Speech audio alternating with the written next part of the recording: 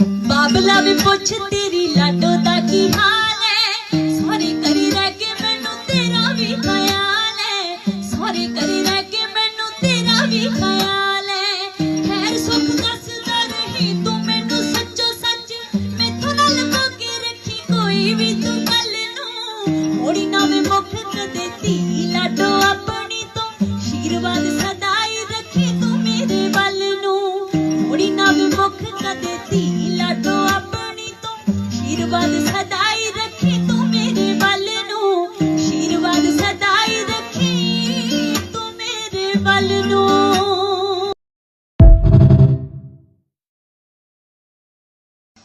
बाबला भी पुछ तेरी लाडो दा की हाल